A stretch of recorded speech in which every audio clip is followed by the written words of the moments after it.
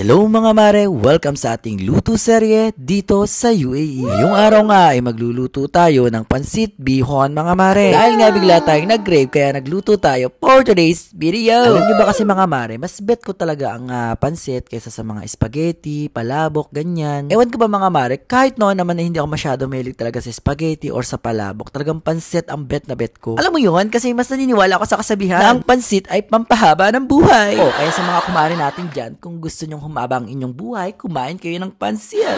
Back to luto serye na nga tayo mga mare. Nagisa ko na nga dyan mga mare yung ating bawang, sibuyas, carrots at yung ating sahog na atay. At pagkatapos nga natin dyan gisahin ay pinaglalagyan na nga natin ng isang balding tubig. Oo, kailangan talaga na maraming tubig mga mare at sisipsipin ng ating pansit corn. Parang yung ginawa niya sa'yo mga mare, pagkatapos kang sipsipin, hindi na nagparamdam. Pagkatapos nga natin palambutan yung ating mga gulay mga mare, eto nga at hanguin naman natin. At hindi yan masarap mga mare kapag lamog. Oo, parang yung ginawa niya sa'yo, nilamog ka lang niya, pero hindi ka niya minahal. Charis lang mga mare. O, baka seryosohin niyo na naman yung mga comment ko Oo mga mare, kasi lahat ng bagay hindi dapat siniseryoso. Oo, kagaya ng mga salitang ikaw lang, sapat na, pero pagkatapos, nag-post ng my day niya, tapos nakasulat, you are my only one. So it means, dalawa kayo sa buhay niya. Sana all! Ay nako, tigilan na nga natin yung mga hugot-hugot na yan at bumalik na nga tayo sa ating pagluluto. Bakit nga ba kasi pinapakalaman natin yung buhay nila? Buhay nila yun eh. So eto na nga mga mare, nasisip na nga ni Bate sa katotohanan yung ating pansit. At ito nga, at kailangan nga nating halu-haluin at parang hindi magsidikit sa ating kawali. Kapag natuyo na nga yung sabaw mga mare, isusunod naman natin yung ating mga gulay. Mga mare, promise, sobrang sarap talaga ng aking niluto. Kahit ako man nga lang sarap na sarap sa niluto ko. At ito na nga mga mare, inilagay na nga natin yung ating mga gulay at isasama nga natin siya sa paghahalo sa ating pansit. Finally nga mga mare, sa iluto na yung ating pansit bihon. At syempre hanggang dito na nga lang mga mare, maraming salamat sa inyong panonood. See you to my next vlog.